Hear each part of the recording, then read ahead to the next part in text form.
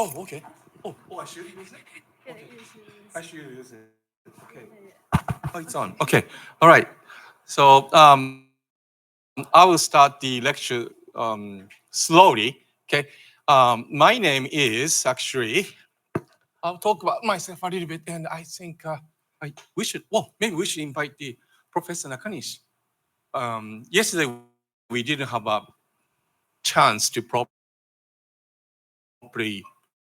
introduce Professor. Okay, good morning, everyone. Yeah, hello. So my name is Hiroki Nakanishi. So I'm a associate professor of the Tokyo Institute of Technology. So today, I am here to advise you the making your project, and make some grade of your project. Okay, yesterday, I have a break. I I enjoyed so very much with you. So therefore now, let's um, make a challenge to your project, and so I hope to see your very nice project, and so I hope also to you have a very big fun in your project. Okay, so please enjoy your project, and so very nice. So I hope again I hope to see your very nice product and project. Okay, so nice to meet you again. There. Okay, good luck.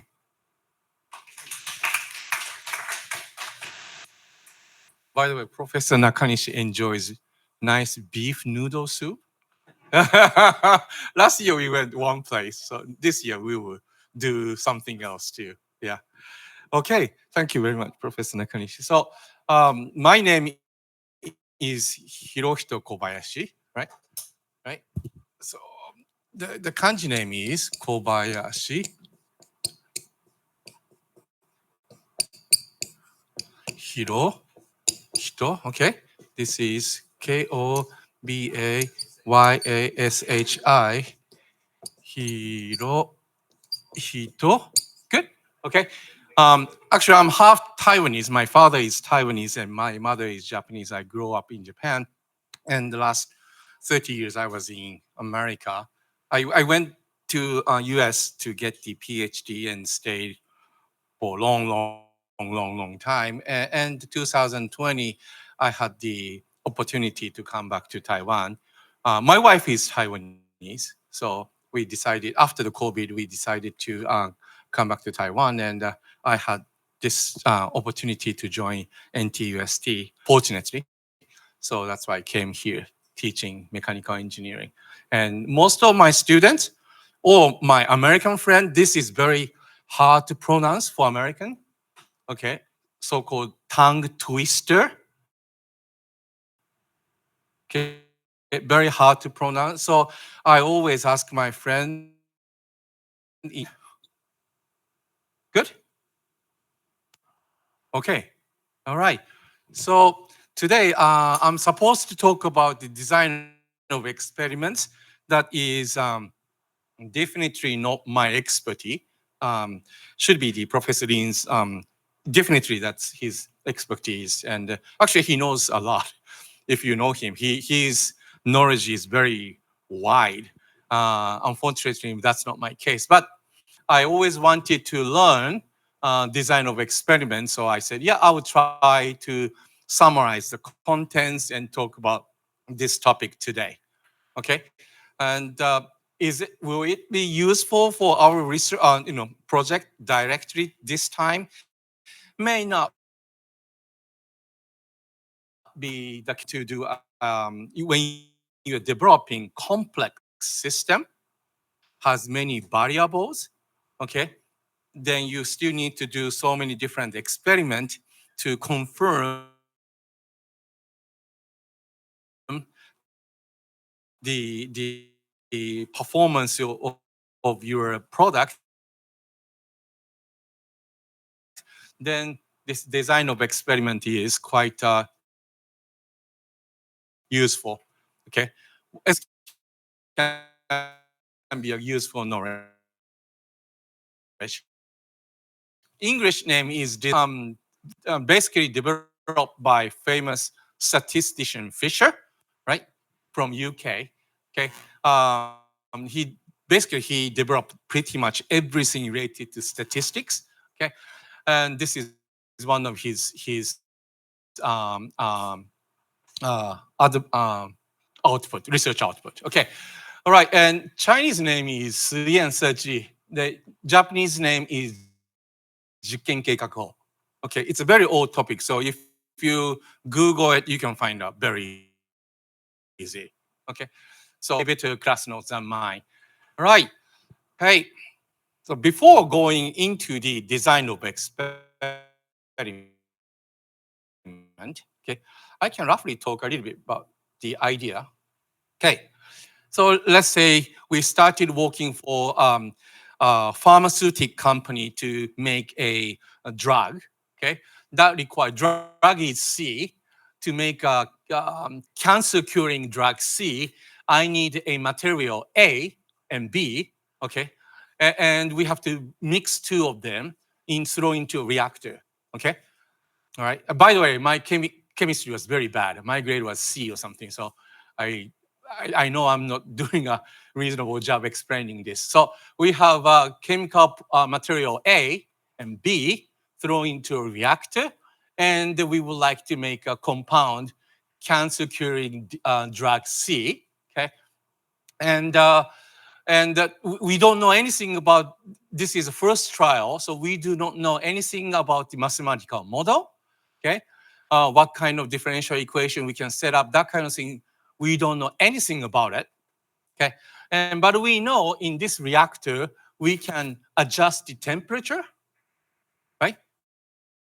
And we can also adjust the reaction time, or maybe even pressure, right? Okay, all sorts of different parameters, or it should be called factors, can be adjusted. Then, if you think about this simple example, A we know, B we know, and we're going to throw into reactor. That part is easy. But the problem is, and then we know after the reaction, chemical reaction C comes out. Okay, but we would like to produce, we would like to make it maximum yielding or output, right? We would like to make this as much as possible. So to achieve that, what should we do? What's the temperature? What's the reaction time? Right? Plus the infinite combination, right? Temperature 10 degree and plus 10 minutes reaction time, 10 degree plus 1 hour reaction times, 10 degree with 100 hours reaction times. If you start thinking about it, there are lots of combination, right? Possible combinations. Okay, then and no company can try all different combinations, but at least we know this reactor can be adjusted from degree to 100 degree. Okay, time wise, this reactor can change reaction time from 1 hour to 10 hour. Okay, that's highly possible, right? There is no machine can take all sorts of different parameter combinations. So let's say that's our assumption. Okay, this reactor can take certain range of temperature, reaction temperature, and certain range of reaction time. But even though the possible combination is too much to be tried, okay? But using the concept of design of experiment, we can reduce the number of experiments drastically.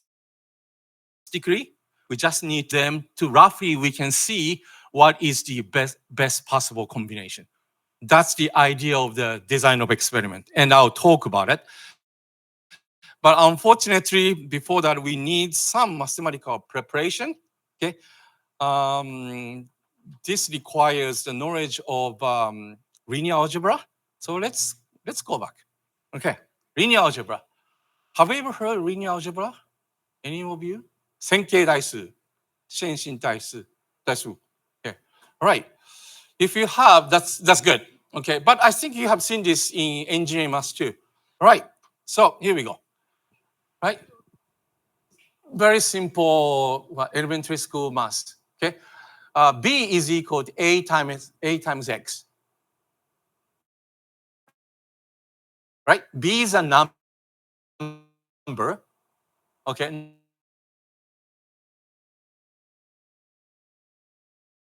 not the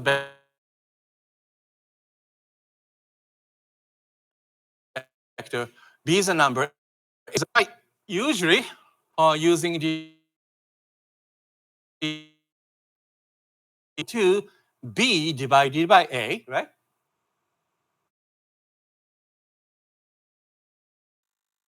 Right? And at high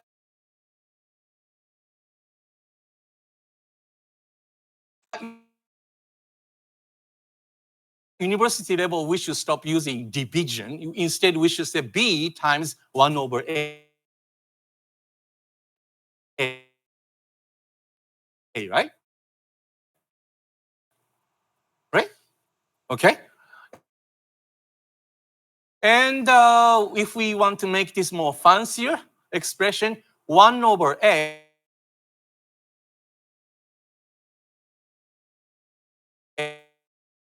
we can say that is a inverse.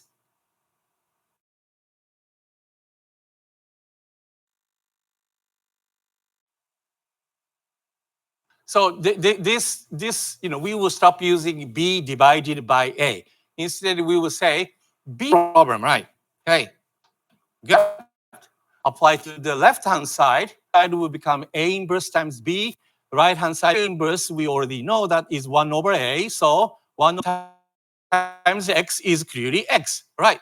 So we apply this concept to 11 is equal to 3 times what x, okay? Inverse of 3 is 1 over 3 times 11. We do that too. Then at the end, we will get 11 over 3 is equal to 1 times x, right? That's why x is equal to 11 over 3, okay? Are we okay? I just wanted to introduce the idea of A inverse here. That's it. Good? All right. Okay. So that's what we do with the linear algebra. Okay. Now we often, or maybe not so often in engineering school, we will encounter way more complex equations. Let's say we want to solve this problem. Good? Okay. And when we are at the junior high or elementary school, we learned, change this into x equal to something y and plug back into this equation. That is called method of substitution, right? Good. And human being can do it easily, but if we ask the computer to do method of substitution to solve this, it takes way too much time and stupid, okay? So somebody long time ago, I don't know who invented linear algebra, but I'm more than sure at the time there was no computer, okay? But I think that person was smart enough to see in the future we'll have a computer that can solve this kind of problem. So that's why linear algebra is invented, okay? All right, good. So linear algebra, what do we need to do, okay? So we will stop using the substitution or addition method to solve this, okay, that we learned in the junior high school, elementary school.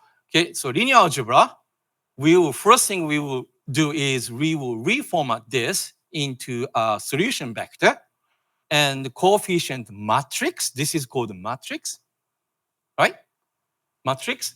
And finally, we have x, y is two unknown, we don't know, so unknown vectors. Good? Right? Okay. Now, still looks scary, but this looks like that first in B is equal to AX, don't you think? This is a B vector, A matrix, this is the X vector. Good? All right. So basically, linear algebra is, we would like to do something like second equation does to apply that concept to simultaneous equation with multiple variable. Okay, first step is convert this simultaneous equation into vector matrix vector format, then solve this by linear algebra. That's the idea. Okay, I hope everybody's still with me, or too easy. Then that's good. All right. Okay. All right. Then, of course, a long time ago, there was no computer, so people started figuring out how to come up with a formula to evaluate the inverse matrix. Okay, it is well known. If you have a 2 by 2 matrix, inverse of A matrix is given by this, right? Okay. All right. 1 over this denominator, 3 times 2 minus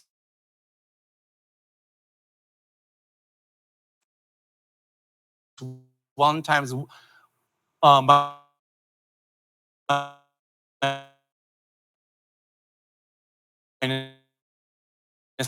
1, that is called determinant, okay?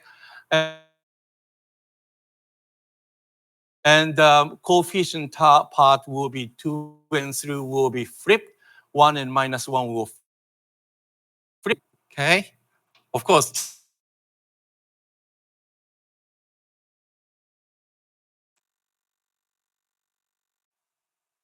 today, computer will do this for us, okay? Have you ever used more Python before? So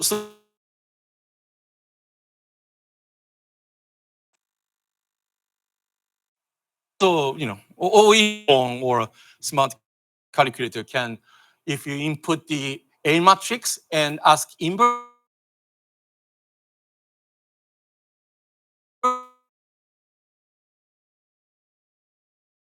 then it will calculate this, right? For us. Good. Okay. All right. So what we have scalar. So matrix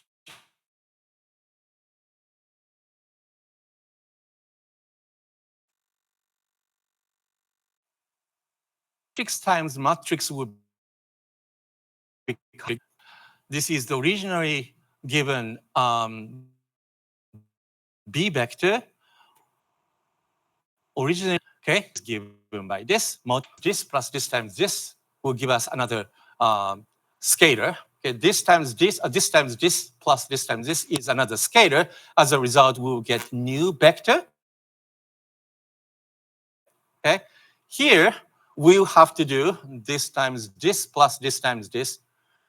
One corner, one entry of new matrix. This one here, you can see this times this plus this times this, so on and so forth. But anyway, the point is 1 row, 2 row. 1 times 2 by 2 matrix is always 2 by 2. Good? Okay, then X and Y, nothing happens here. All right. Okay, you can do the calculation at home. But anyway, this, if you can do a quick calculation, you'll find out this is equal to 1. This is clear, right? 2 over 7 minus 2 over 7, so it's 0, 0, 1. So this is the so-called identity matrix I, okay? It's equivalent, same as the 1 in scalar world, okay? Then what will happen to this identity matrix times xy? It will become 1 times x plus 0 times 1. So it's x. Here, simply 1. Right? Makes sense, right? If this is equivalent to 1 in the scalar world, nothing should happen to this. So here we go.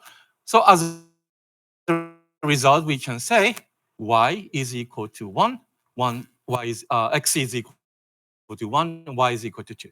Good? All right, that's the idea of the basic linear algebra, and we will use this concept in the today's topic. Okay? All right. And couple more things. Okay. I should talk about the independence too. Oh, let's see.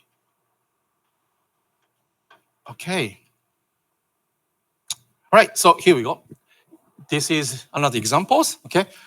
To solve this using linear algebra, you can convert into vector is equal to matrix times unknown vector, then use the formula because this is simple enough, so we can use the formula to find out 2 by 2 A inverse matrix, right?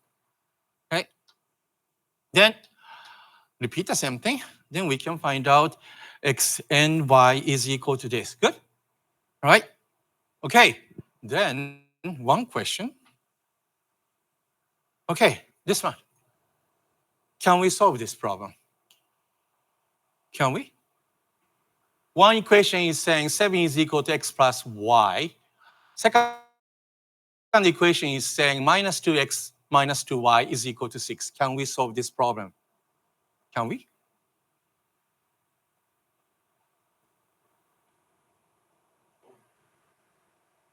Anybody? Can we solve this? You can take out your calculator. Usually calculator will say unsolvable. Right? This cannot be solved. Okay, it looks like a solvable problem, but it's not. Okay, why? Right? Okay, first equation, well, clearly.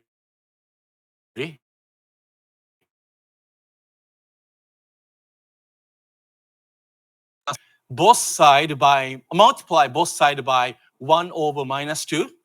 Okay, let's do this, right? I can do that, right? 6 can be divided by 2, 2 can be divided by 2, right? Right? So if we do that,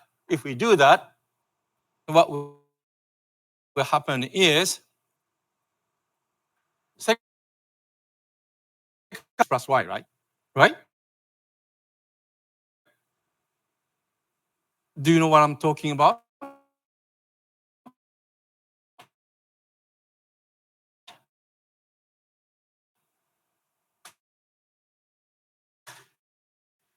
Good? Okay. Then you should, at least when we reach here, you should, in second equation is saying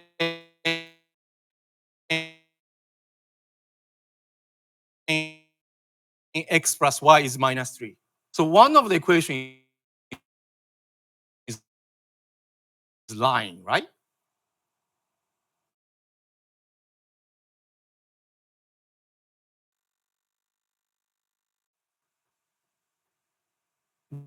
Good? It's like I'm telling you, came back to Taiwan, and if you ask my wife, she says she hated me. That's why she came back to Taiwan, right? That's a confliction there, correct? Okay, so that's why, and this kind of situation is because right-hand side is exactly identical. So this kind of situation is called linearly dependent. Second equation is dependent. So when the problem can, that's another information we will talk about. Oh, one more thing actually. In the linear algebra, convert into vector, matrix vector, right? Then use the concept of the previous slide saying A inverse is given by 1 over determines this times this, right? And this flips. Okay. Then what will happen, right? Good? Everybody? Okay. 1 over 0 is infinity. Okay. If you don't believe me, you can do the calculation. 1 over 1 is 1. 1 over 0.1 is 10. 1.1 over 0.01 is 100. You keep doing, changing this number, smaller number, then you get the infinity, right? Good? So that's why it's singular. It's called singular. Okay? That's why unsolvable. Okay. All right. Anyway, 3 by 3 case is here. It's okay. We don't need to worry about it. Okay. All right. Then And if you know the Python or MATLAB, I use more Python today because do you know why I use Python? Python is a line by line calculation programming language environment. Do you do programming? What kind of programming you do? Yeah, C, C++, MATLAB and C, MATLAB, okay. Anybody else? Programming, have you done any programming in the class? Yes. Okay. That's more hardcore, right? Yeah, that's more legitimate, yes. Yeah, there was one student doing fintech, financial technology from Tokyo Tech. 経済工学やってた人いましたよね、一人。はい。フィンテックですよね。学んでください、Python。はい。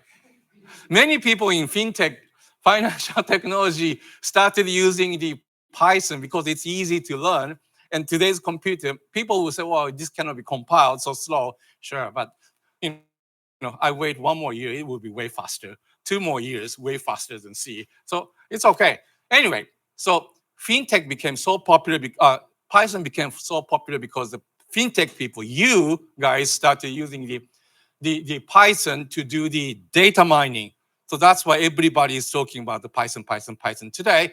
And on top of that, Python is free. Everybody can download.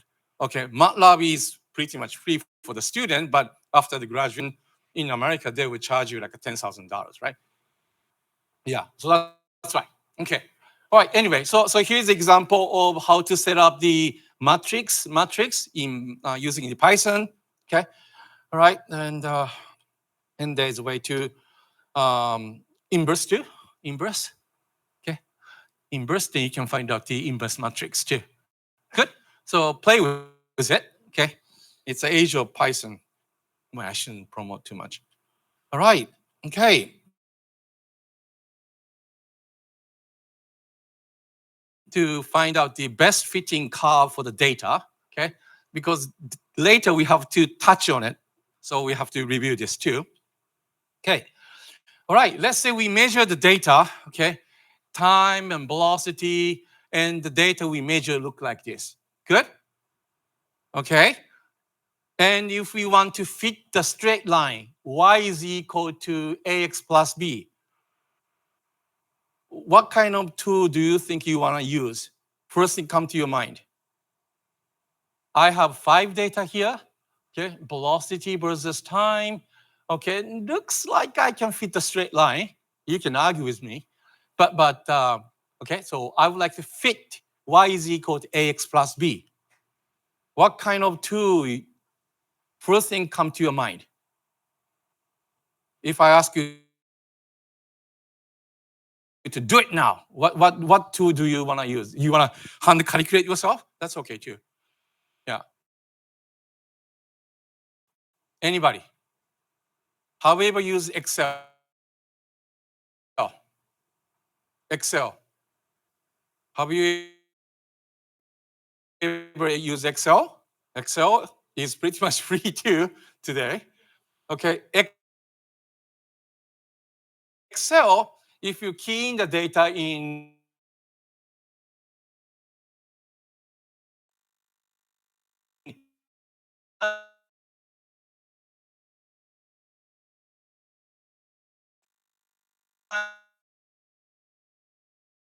time, and second column is y, then you say select those data, plot it, then say a trend line. How do you remember? Do you remember the trend line? Okay, I don't know the Japanese Excel how.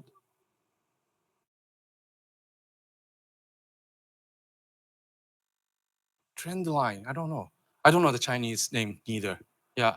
So there should be a 先生、日本語では何て言うんですかね、トレンドラインを英語で、Excel のかって言うんですかね、やっぱり。近似曲線かなんかですか？あははは。なるほど、なるほど。You can try it yourself, come up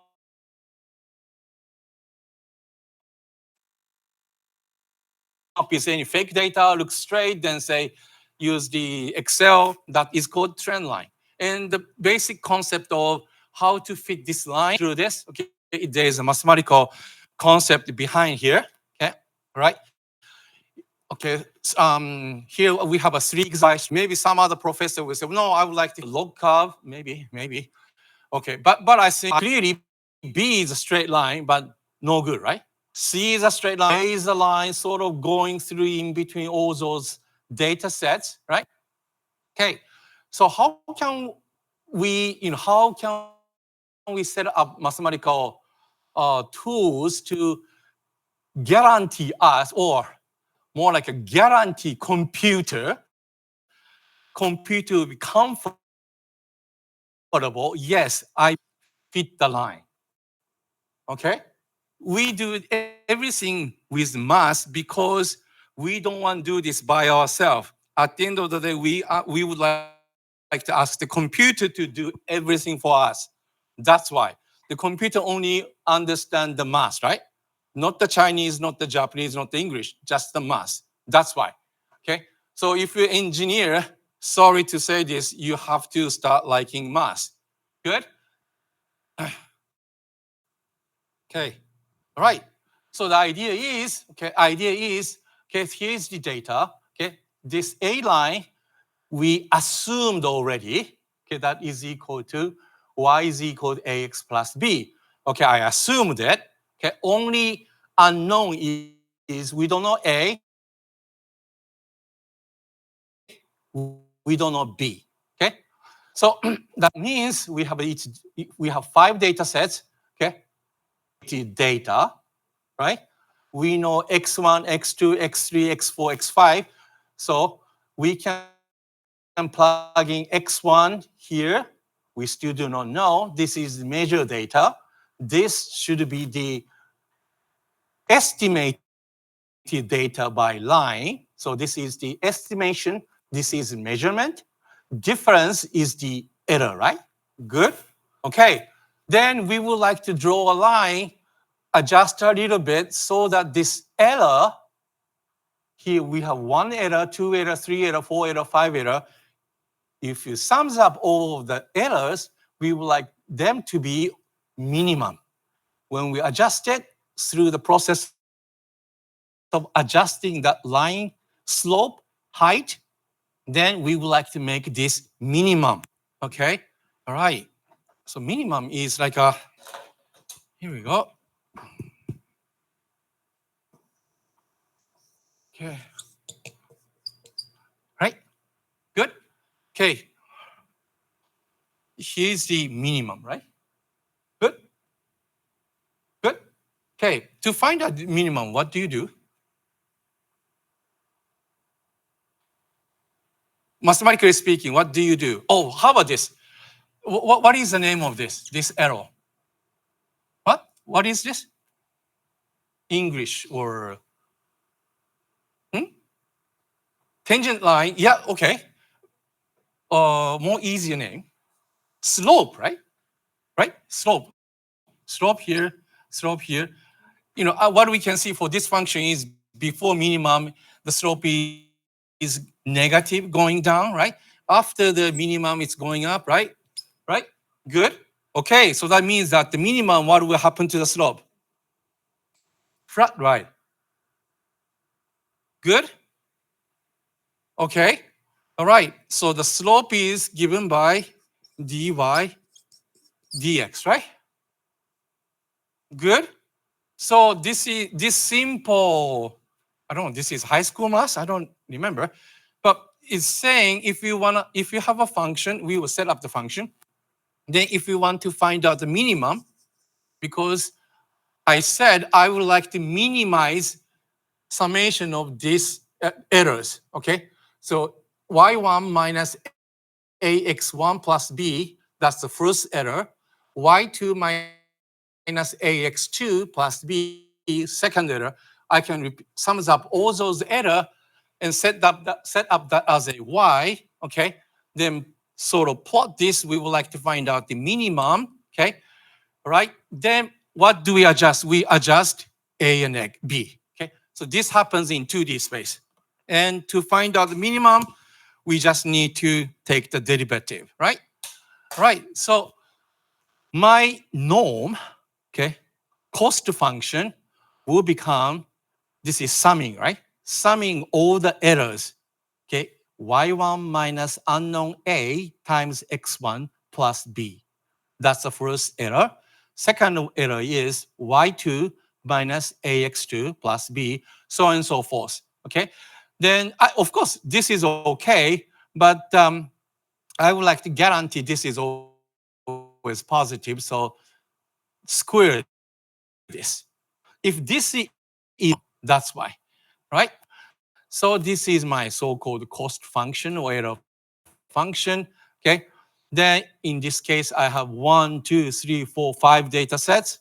Oh, I'm assuming 3 data sets. 3 data sets, x1, y1, x1, y2, x2, y3, x3. Good. You expand it, then you have this. Okay. This is major data, so we know this. We know number. This is x equal to 0 seconds, 1 second, 2 seconds, 3 seconds. So this is known. We know this. We know this. In this equation, we don't know is A and B. Okay. Then we would like to adjust the A and B, right? Adjust A and B to minimize it. And we just talk about it. Minimum of the function is find the slope, and set this is equal to 0. Since we have two, A and B, so we have to do the, take the derivative with respect to A and B. We have two equations, okay? Right? Anyway, at the end, it will looks a little bit ugly, okay? But simply we have here, when we reach here, this is A and B. Then again, convert into matrix vector relationship, right? Okay, this is a number already. This is another number, This is 1, sums up not 1. So this will be simply, in this case, 3. Okay, so when we reach here, this is a number. This is a matrix with known number. A and B, we still do not know. This is a number we know already. This is another number. Now we can solve this, right? Right? This is a coefficient matrix we just talked about a couple of minutes ago. Inverse this, you can find out A and B. Good? All right? So this is the way we can find out the regression line, okay? And here's another example too. But anyway. All right, now we can go back. I used too much time. Oh, one more, shoot. Okay, statistics. Okay. Right. All right. I think this is more fun. Okay. When I was in America, I was driving Prius C because I was driving 100 kilometer one way in the morning, 100 kilometer coming back every day. So I wanted to have a fuel efficient car. Okay. This website, you can Google it, fuelly.com. It's an interesting website. Everybody can register.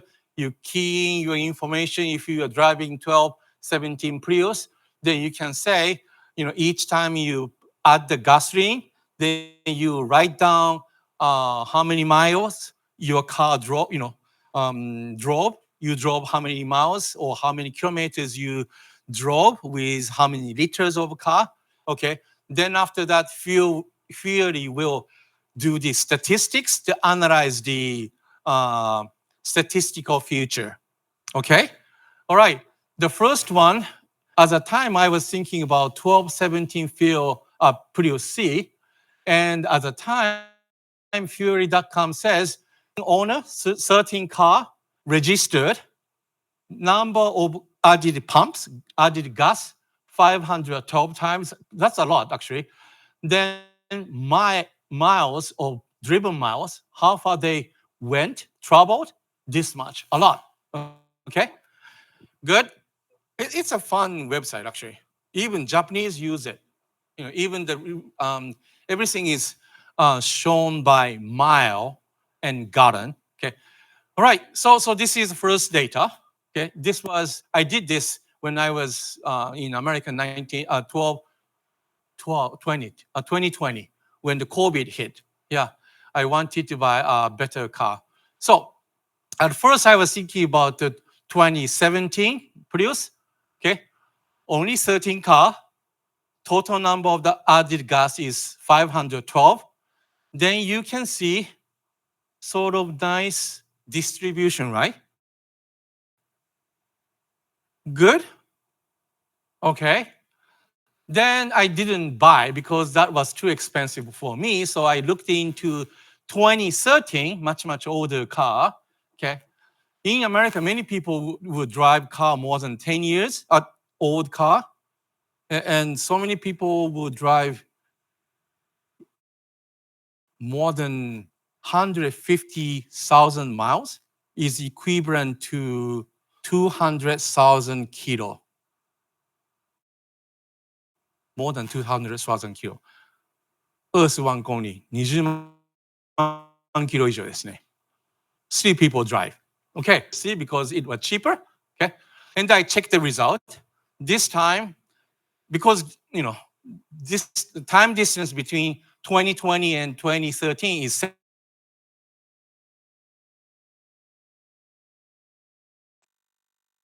so this one had more registered number of turns. Okay, then Fury.com calculate the distribution. What do you call this distribution? Normal distribution, right? Amazing, isn't it? What do we do? What do we do, everybody, in this life? You are not thinking about it. If you do enough, usually we end up here, right? That's why in the class, if I give you exam now, then I assume there is a normal distribution and calculate the mean number, standard deviation, right? Good? That's why. Amazing, isn't it? Here, it already showed the normal distribution, a little bit more data. It's beautiful normal distribution, okay? But Fisher said if we collect infinite data sets, infinite, which never happens, then we can get the probability density function, okay? So this is an infinite case. Before infinite, this is called histogram, right? Good? Okay. All right. Then here, statistically speaking, we have learned the central value is called mean value to show how data is distributed. So this is sigma, sigma, sigma, right? Okay. And that is the statistical pattern. If you have two different data sets, you calculate, if you assume the normal distribution, calculate the mean value and sigma, then you can say this data sets and this data sets, are they same, not same? That kind of thing can be compared. That's the initial stage of statistics, right? Okay, and so but usually what we collect is, if you run a test like this, usually we have a time, right? You measure something data like this, okay? Actually, this is data I measured from damped vibration, but let's pretend this is some kind of data I measure from daily life, okay? This is what we see, right? Usually, you measure data as a function of time. Good. Then how can I convert this into a histogram? Quite easy. Just you look at data from this side. Okay. You see here this data cross 0 line 1, 2, 3, 4, 5, 12 times. So 12 times, right? Blue line. This data cross 500. 1, 2, 3, 4, 5, 6, 7. So 7. Right? You repeat those actions again, project to the another plane, then you will get the nice normal distribution. Good? Okay. All right. Then you have a different data sets. You repeat the same thing. You measure the mean value. You measure the sigma. You compare. By using this, if you have a two data sets, we can do the t-test to compare, are they same? Okay. If they are same, then the p-value, so-called p-value, will be high. If the p-value is very small, that means possibility of two data sets are same is almost. And if you have multiple data sets, we can do the similar thing to multiple data sets. Now you throw into ANOVA, then again, compare the sigma and mean, then you can calculate the p-value, and we can say, these multiple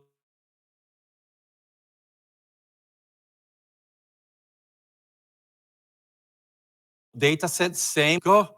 Here's another example. We measure. When we look at this, means nothing, but if we repeat the same thing, look at from here, then we can start seeing the normal distribution, mean and standard deviation. Good? All right, that's the way we should enjoy, we should use the statistical tools. Okay, I have 30 minutes to go. Good. I have enough to talk about the design of experiment, which I do not know much about, so even better. All right. Okay. So we come back to the story, right? Okay. All right. So this is the starting story. Remember? Okay. We work for a drug company. Okay. All right. Then that company came up with a recipe saying chemical material A plus B throw into reactor, we can create the cancer curing drug C. Okay. I don't think that easy, but let's say that's the story. Good. All right. But the problem is we would like to combine two of them, throw into reactor, adjusting the parameter or factor. Okay, I'm super simplifying it. Right now, factor, I only picked two.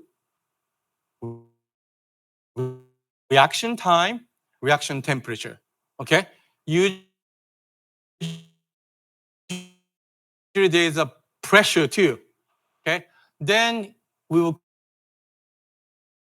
create the C by adjusting the factor 1. And then the problem is, what should we do? Okay?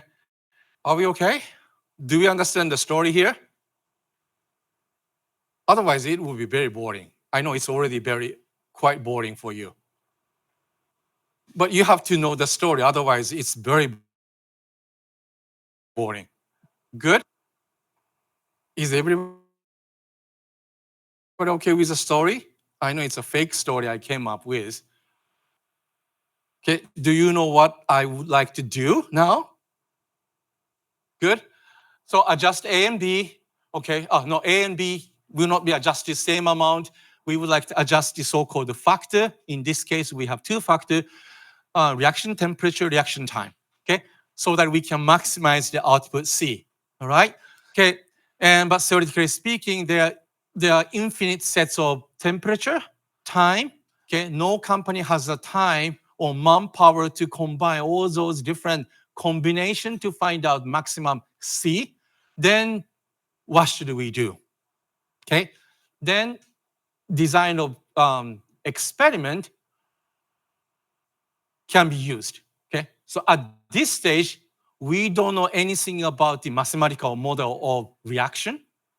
Okay, and on top of that, nobody has done the experiment. Nobody has done the experiment. Okay, before doing the experiment, we would like to roughly know what kind of experiment we should do so that roughly we can guess where is the maximum setting. That's the idea. Good? Okay. No experiment, no mathematical model. If you have a mathematical model, you can just throw into the computer. Computer will calculate different combination day in, day out to find out the best combination, right? Couple months ago, there was a news from America saying Microsoft and I think NVIDIA collaborated with one of the fuel cell company for the EV. They did because fuel cell mathematical model of the chemical reaction inside the fuel cell is known already. They set up the computer to calculate all different material again, and they found the best combination. Okay, but this is 100 years ago. Nobody had the computer, but they wanted to find out the best combination even before starting the experiment. Okay, all right, all right.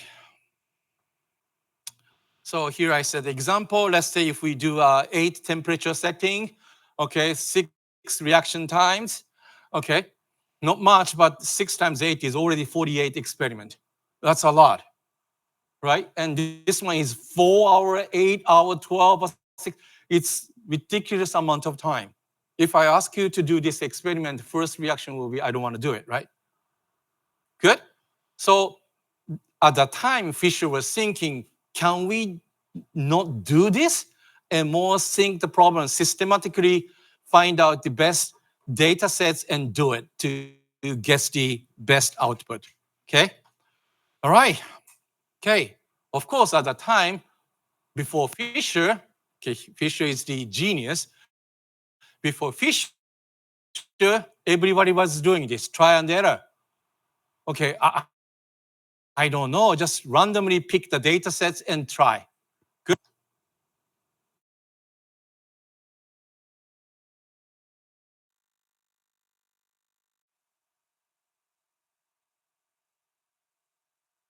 Okay, first you pick the data.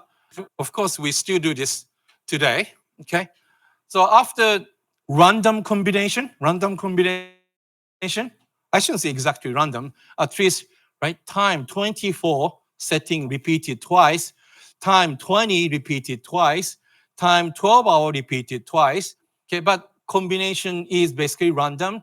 And after this 6th trial, the best output was 87.75. Good? Random trial. Okay? You may think, oh, this looks good. Well, is that true? Is this a true answer?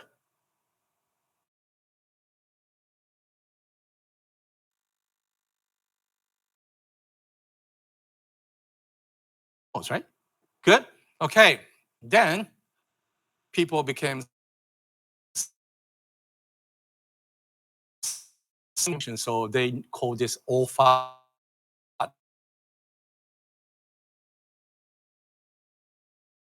All fat. If you're in America and call somebody fat, that's discrimination. All right. So don't. So what you can do is, oh, you look wider, or still very dangerous too. Okay. All right. Anyway, so this all fat method is fix one variable.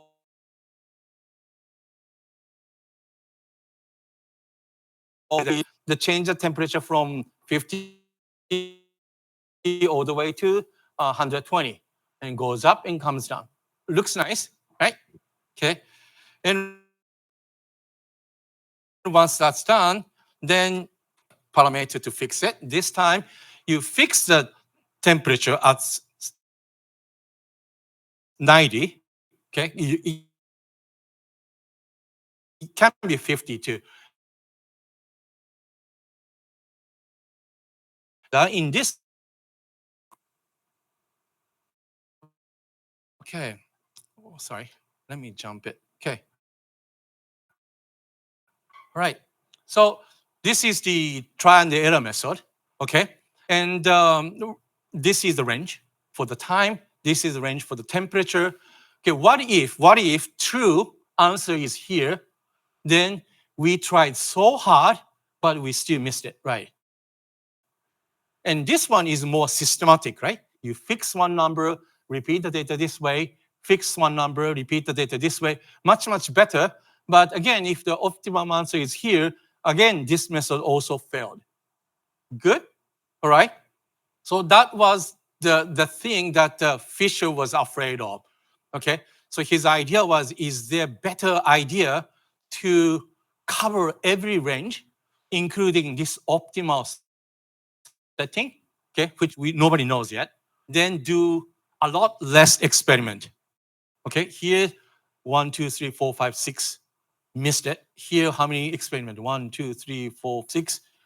1, 2, 3, 4, 5, 6, 7, 8, 14. Still missed it. Okay? So that's the goal of design of experiment. Okay. Why? What Fisher noticed the problem of this method is not in the entire possible range. Okay, this part is not covered at all. Okay, this one is good, covered quite wide range. However, this one is not considering two parameters at the same time.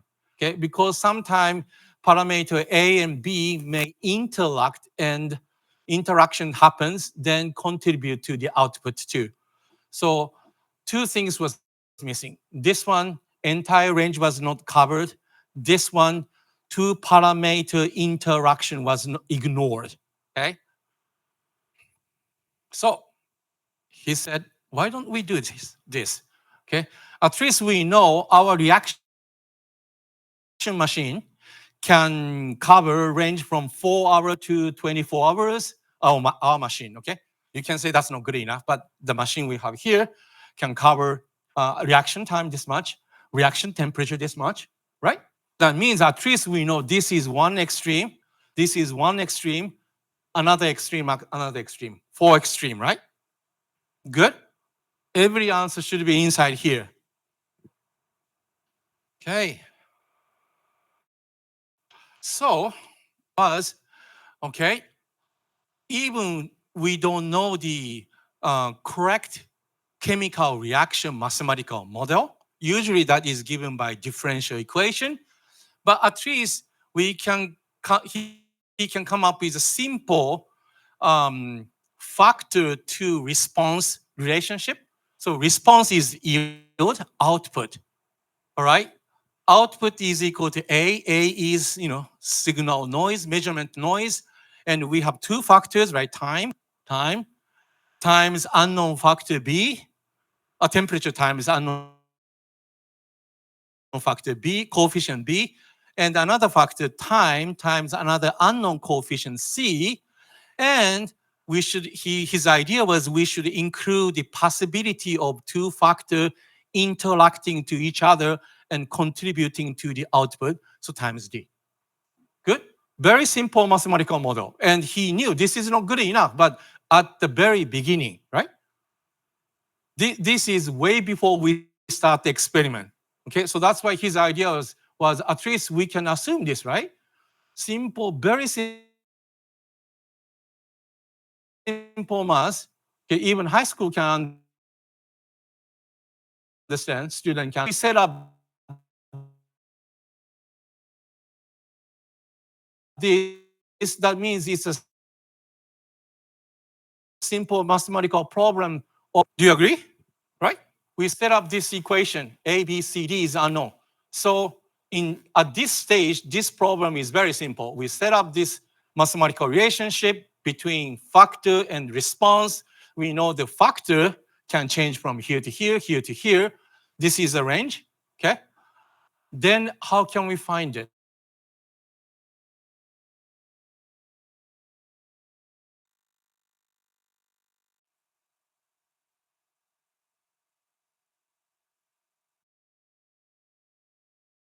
So we have 4 we need.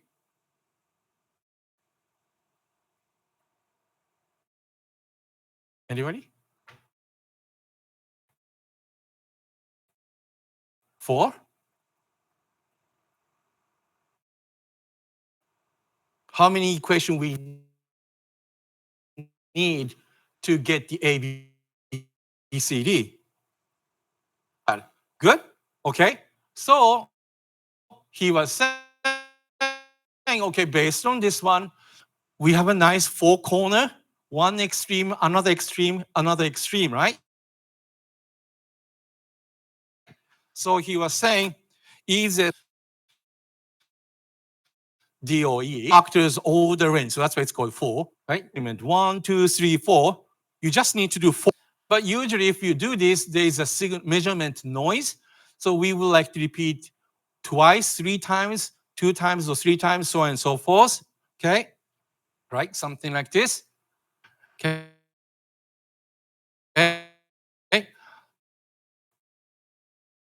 Then still it's eight times, right? But is seeing much higher number here. Good.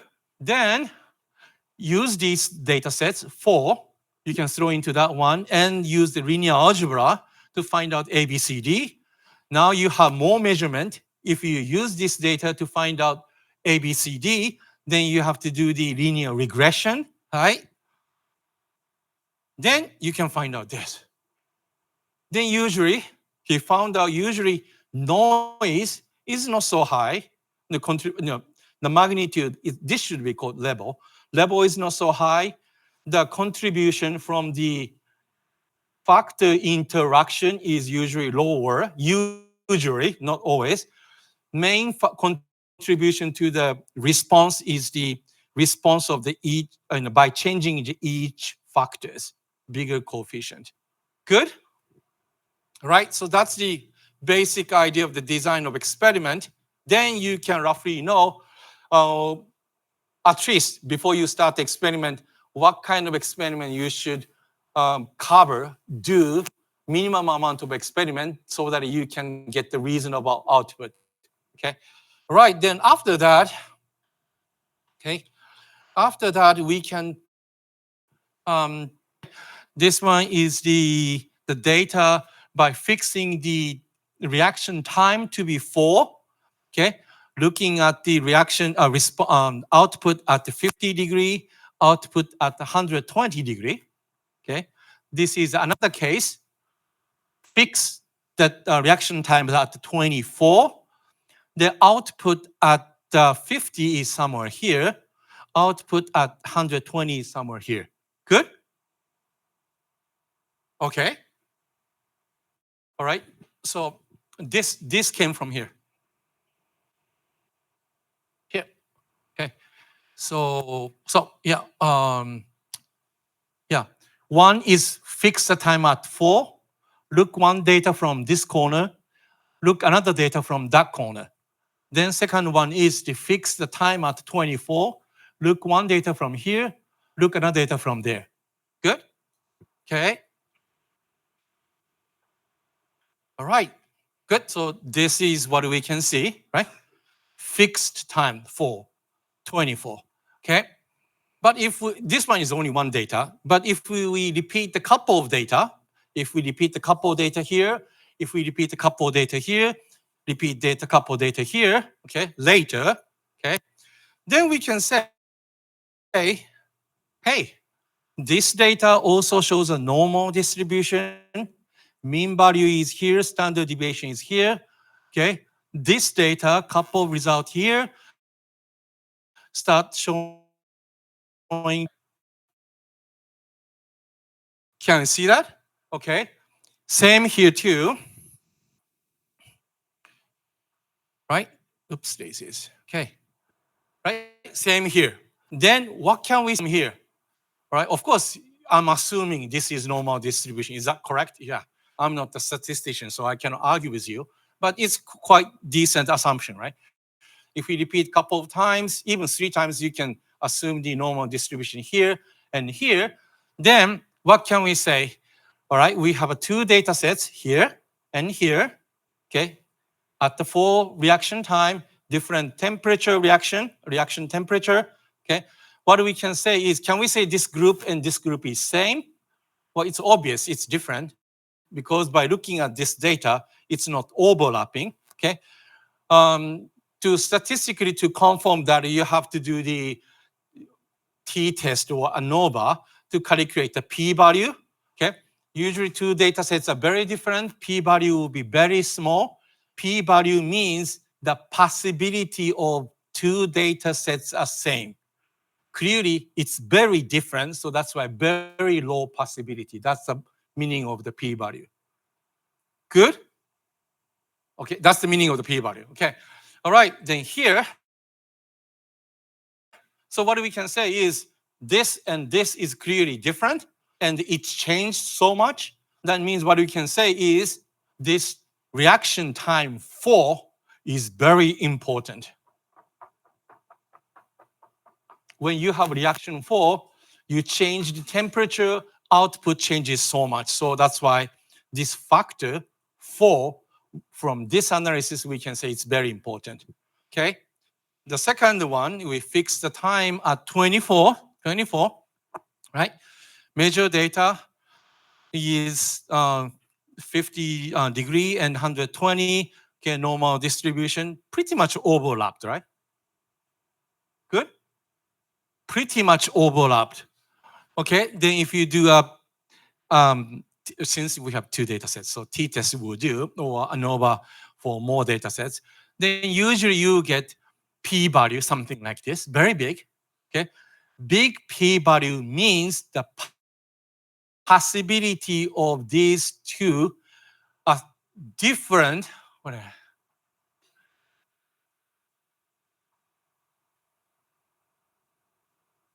I stated wrong way, didn't I? Yeah, that's right. Possibility of these two are very, possibility of these data sets are same is very high. Okay, yeah. So from here, what we can say is, when you fix the temperature to 24, no matter how you change the reaction time, it doesn't change much. That means this is not important. Good? Okay, so this is the idea of design of experiment. Okay, all right, then almost. Okay, all right, then let me jump to here. All right, so we just talked about the full factorial design of experiment. Okay, covered all corner of the possible range. Okay, if you have a 3 factor, factor A, factor B, factor C, okay, then each factor has a low setting, high setting, low setting, high setting, low setting, high setting. Then 3 factor range will look like a cube. Okay, then if you want to do the 4 factorial ODE based analysis, you have to do experiment 1, 2, 3, 4, 5, 6, 7, 8. Good? All right. This case is simple. So 8, you may think that's not a big deal. Yeah.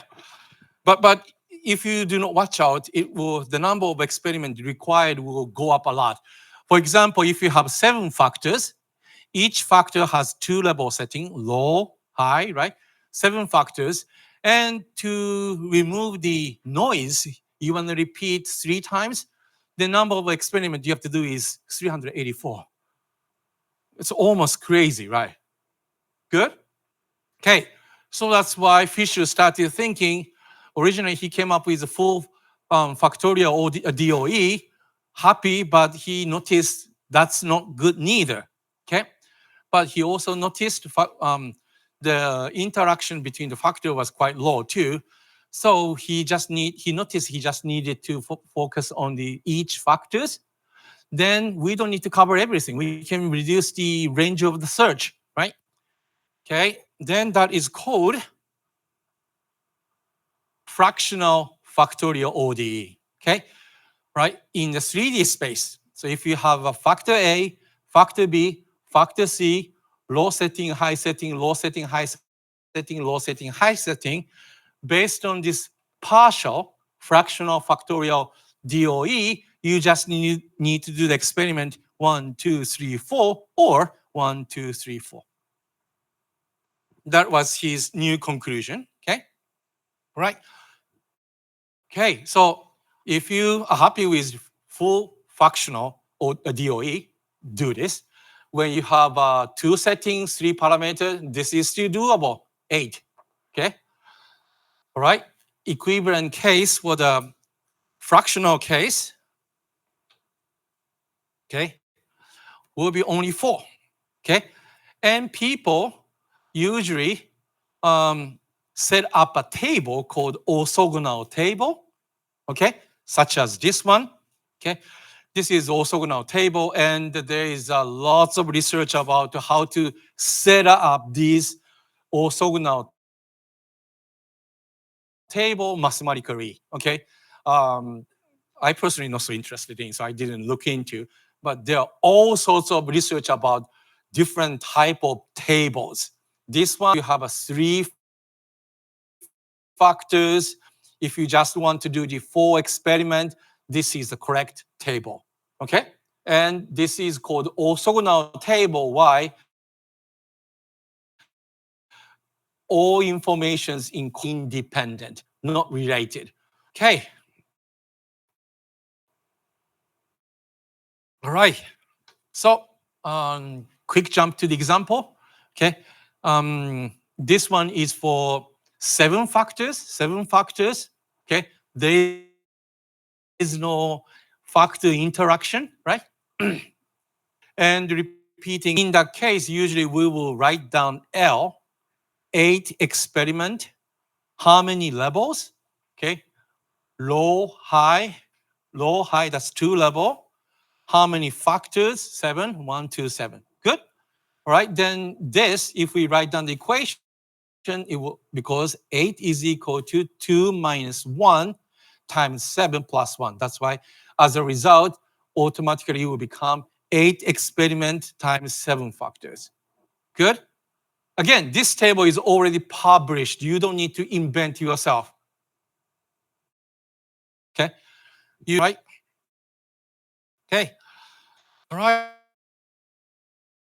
Right. So what we can, in this one, what we can do, maximum we can test 7 factors. We can use this to test the 5 factors, maybe 4.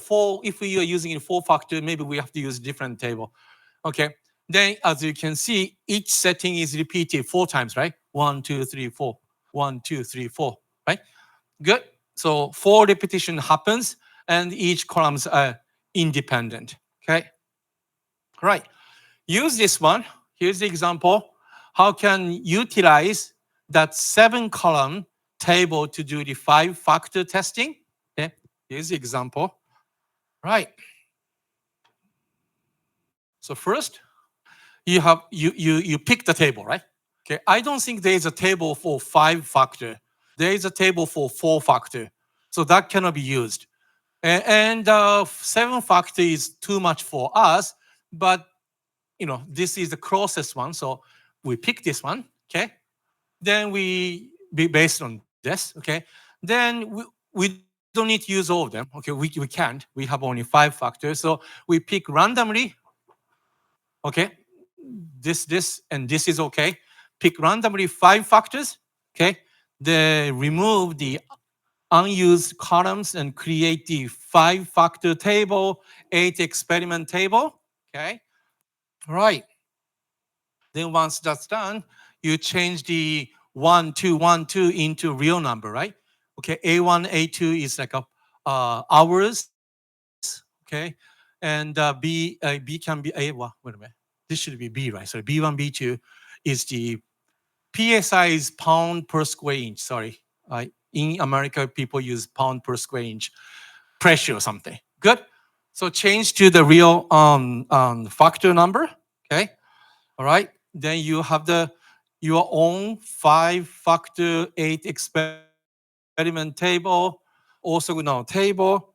Okay. Then you measure the response output. Okay. All right. Then you analyze the data. Okay. For the A. Okay. From we have level A1 and A2 and 5. Average is 5 and 5.75. How did it come from? Okay. What we do is, okay, here we go. We have A1, A1, A1, 4, A1, right? Then that is correspond to 7, 8, 2, 3. So 7, 8, 2, 3 divided by 4 for the A1 is 5. So that's why, okay? A2 is here. Repeat the same thing this way, okay? Because that's the output. When you change the A, okay? When you change the B, repeat the same thing. Okay, average output is here. Good? All right? Then the last part of this analysis is you plot the data, something like this. Okay, you plot the data. Okay, in this case we have 5 factors, right? And low, high, low, high. Then you the data this way and do the so-called ANOVA analysis to calculate the p-value. Okay, then again this p-value is very low. That means the data here and here is the possibility of 2 of them belongs to the same group is very low.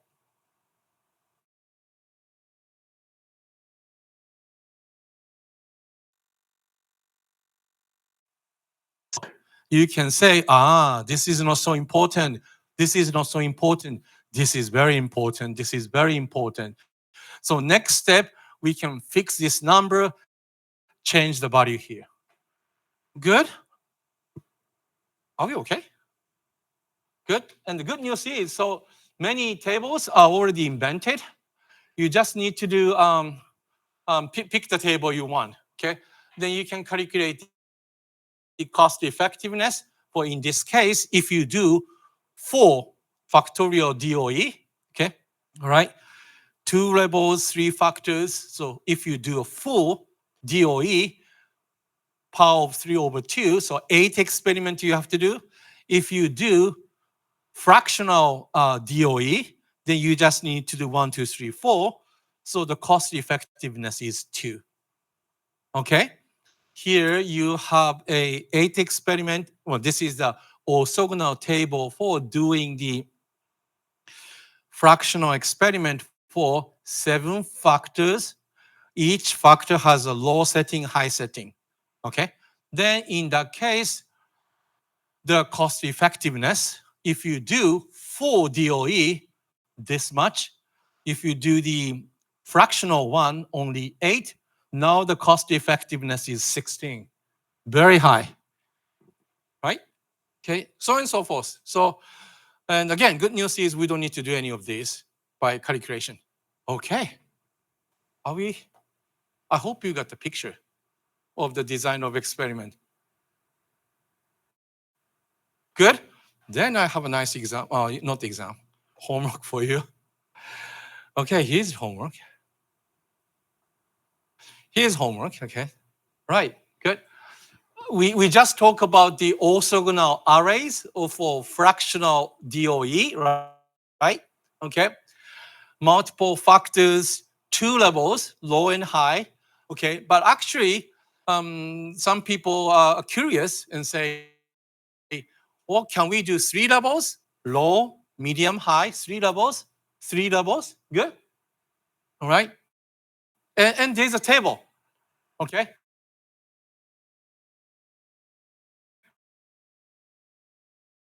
Level, 4 factor, then the number of experiments you have to do is 9. Good? Okay. So the homework is you can set up yourself too, but you Google it, find the table of this L9 power of 4 over 3 level. Good? Are we okay? Then also, I want you to calculate the cost effectiveness, right? Cost effectiveness of this one. This. I want you to calculate the cost effectiveness. The top should be the result of how many experiments you have to do if you follow 4 DOE. Bottom numerator is the number of experiments you have to do. You just need to do using the fractional DOE using this table, right? Then ratio will be the cost effectiveness. Good? Are you awake? Hello, everybody. Good? It shouldn't be hard. Okay? All right. If you want to set up this yourself, that's okay too. But I bet you should be able to find out the table. Use Google to find out what is the orthogonal array for L9 3 level 4 factor. Boom. Then calculate. Are we okay? Good? And this is homework, so you should help each other. Okay? All right. Okay, and I tried my best. I know still very confusing, but after throughout the procedure of preparing this PowerPoint, I learned a lot. I think I'm still missing many points, but so now I think it's really useful and fun. Yeah, yeah. Okay, so have fun. Then next part is I think.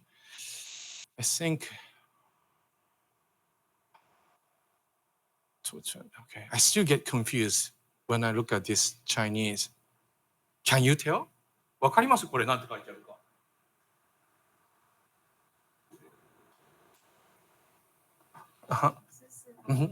Okay, the next one is the